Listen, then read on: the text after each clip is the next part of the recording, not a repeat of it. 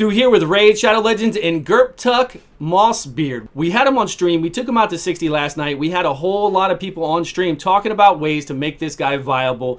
We used Lyssandra's A1 to transfer over the poisons on the clan boss. We put him on an unkillable team on the clan boss. We put him with a speed team on the clan boss. We also used him in every dungeon, every conceivable way out there we could.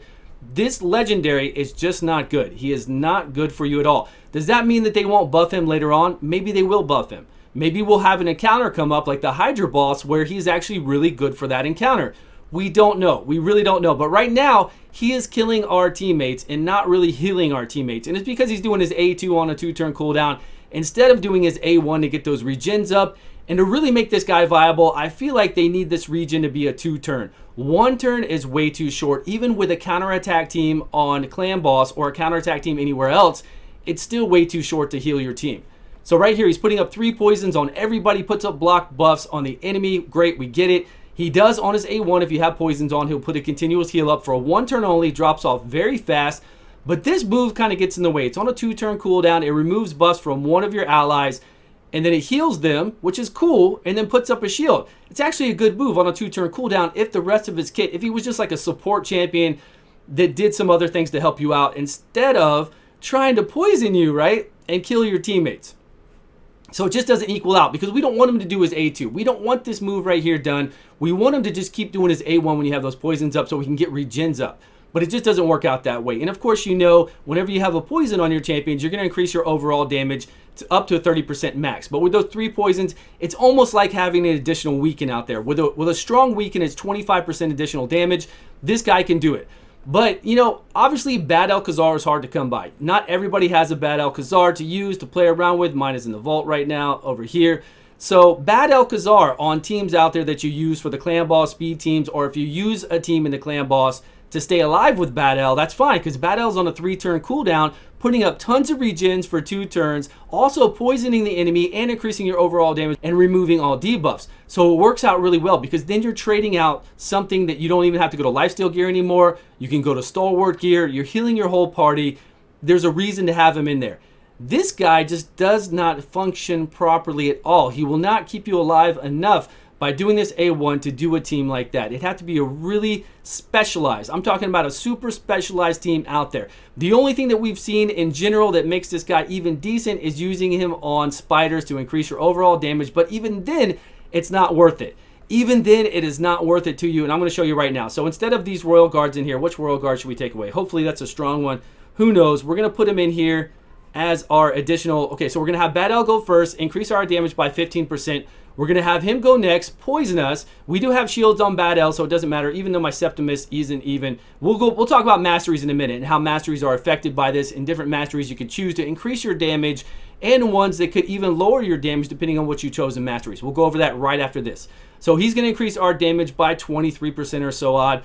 And that's it. Right, we get the increased damage. Great, great, great. We get that, Stu. We know he can increase the damage in spiders. That's great.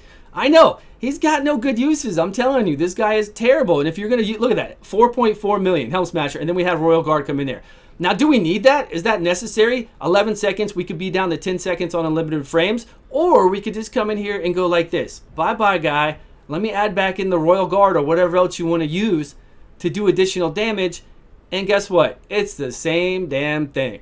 No difference whatsoever. So does this champion bring anything else to the game? Well, let's run him through. We didn't get Helm Smasher there, so we're in trouble, but that's okay. Didn't matter because we have backup with another Royal Guard. If we were on limited frames, that would have been 11 seconds. If we were doing it for the other one, it would have been 10 seconds. So we're talking about a second save by using that other guy.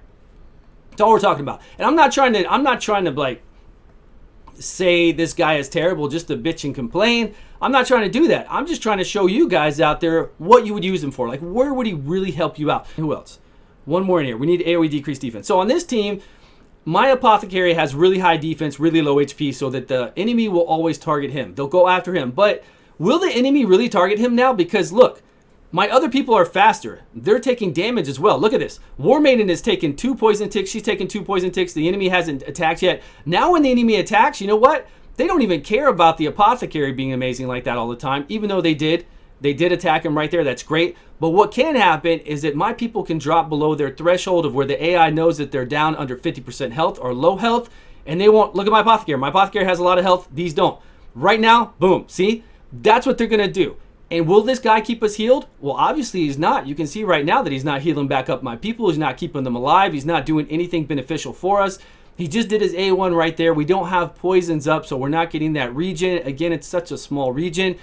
He did block buffs right now. He blocked buffs, so Apothecary, which got knocked out anyways. See, our Apothecary is not being attacked like he normally would. If our guy wasn't here, Apothecary has the lowest HP, the highest defense out of my whole entire team, and they'd always be going for that Apothecary.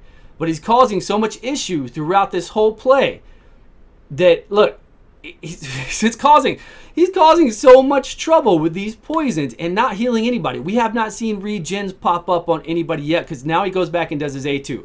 He just did his A2 on our... Now he did it. Okay, now we see a regen up on himself.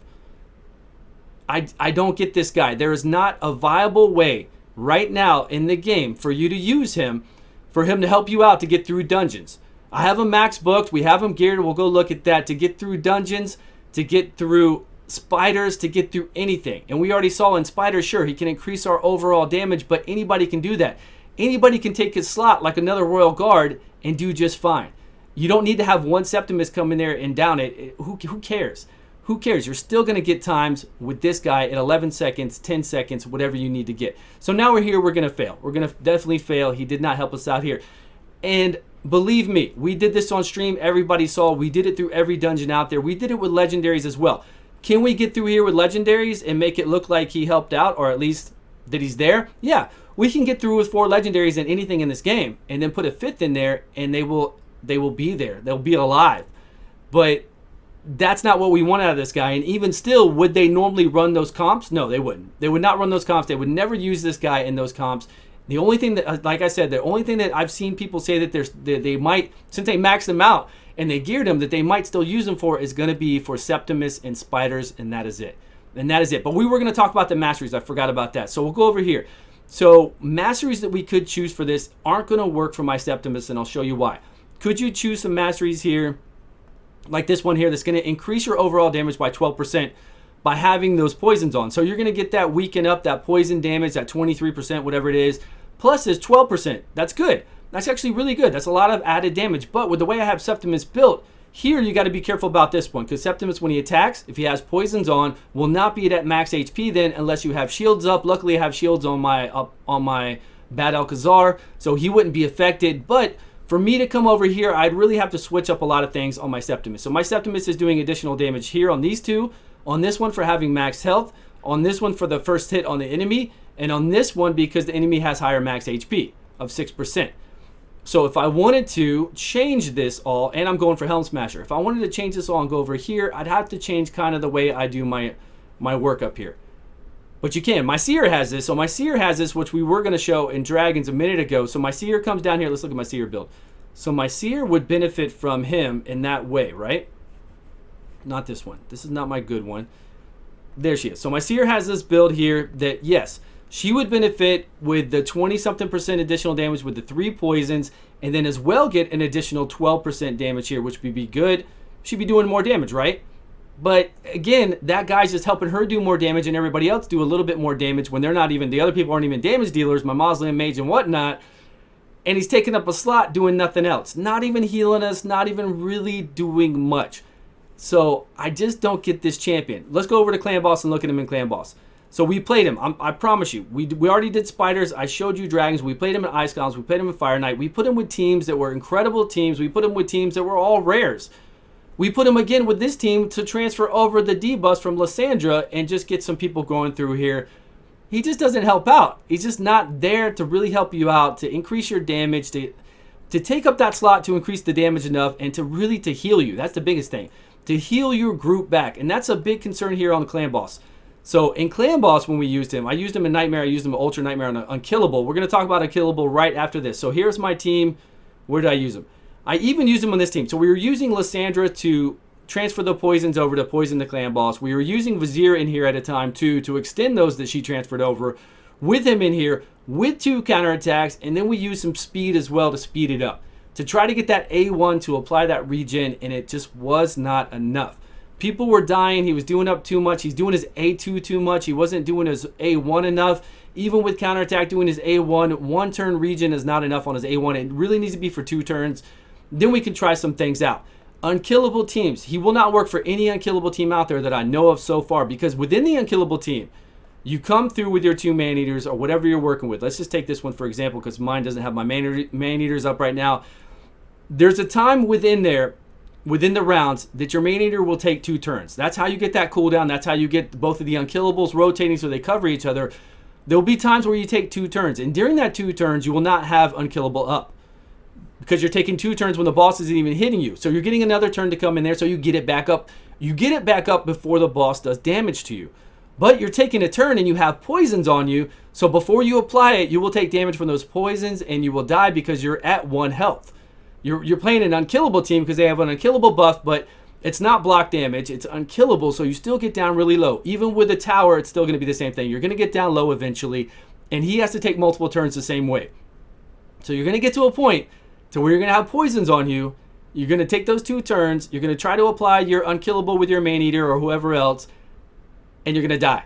And it's not going to work. So it does not work for an unkillable team. People talk about working for a cult brawler to try to make a cult brawler stronger. Again, we're trying to take this one champion and make everybody else stronger with him when he's taking up a total slot that you could put in somebody really good. You could put in Rosin Scarhide right here, who does damage based off of defense. A massive amount of damage. Does decrease defense, does a weaken, could help out your team and do great damage in the clan boss, but instead you're trying to fiddle around with this guy who's killing your team, not really healing your team back, and increasing everybody's overall damage, yes, but making this damage terrible because he does damage based off of attack on his A1, and then not really helping out. Again, just killing your people. So it's just not viable. It is not viable for anything I have seen out there, and that's just the facts, right? Those are the facts. If I made him fast enough, say I made him fast enough on a team against any of these guys, and I wanted to block their buffs. Well, if you're fast enough, then you don't need to worry about blocking buffs. If you're fast enough, you just, in arena, you do so much damage so quickly that it doesn't matter. Can you block their buffs and then increase our overall damage with my Foley? If I made him faster, I could, but we'll see. You can see how it would work regardless. So we would obviously, right, we're going to turn meter increase, and right now, oh, he did get a chance to go. Okay, great. So I guess she slowed him down. So we would come in here, we're going to block their buffs. Great, we blocked all their buffs, they can't do anything, and we increased our damage of our AoE nuker, right, by 7.53 times. Okay, here we go. Boom. But did we need that? Did we need that? Because we could have had another nuker in this spot right here, or Madam coming in to give us a decreased defense, and they would have been dead. If we had Madam with decreased defense in his slot, if we had anybody out there to do an AoE decreased defense, they'd all be dead right now. Or if we had somebody that would freeze them or control them, or if we just had another nuker. If I brought in Trunda instead, if I brought in, it doesn't matter, Zargala. I could bring in anybody else that could do damage like that, and this team would have already been dead. So if you're faster, if you're fast enough to already get that, if you want to block Sifi out of doing her buffs, well, I tell you what, if you're faster than that Sifi, then you're going to win. You should be able to win regardless, right? You shouldn't have to worry about coming in with this guy and blocking buffs. You really shouldn't. It's just, again, I want this guy to be good. I want him to be viable. I wish he could be good for us out there. Still do the fusion. That's the main thing. If you can do the fusion, always do the fusion. It's always good to get the fusion done because the odds of you ever pulling this legendary champion again out of shards is very, very small. Very small. So make sure you can do the fusion if you can, because he might be balanced, right? He might be balanced one day, or an event might come out. Maybe the Hydra boss. Maybe the Hydra boss, when we get poisoned by the Hydra boss, this guy's going to do more than he's doing right now. Even still, if we were to get poisoned by the Hydra boss, I don't see this guy helping out. I don't see him really helping out for what we need and increasing our damage and giving us enough heals. So maybe he'll be balanced. Maybe he'll be balanced to increase this to a 2-turn. Maybe we'll find other ways to use him. It's still early. I hope we have a new way to use them. I hope we can make this guy viable for everybody out there. But for now, it's up to you. Totally up to you. I'm just giving you my experience that we had on stream with everybody and what I've done playing with him since then. I'm just not happy. I'm really not happy. Plus, I spent 10 books. Was it 10 or 12 books? I want my books back. I really want my books back. badly, but I'm never going to get him. So that's what I got to do. This is what it said.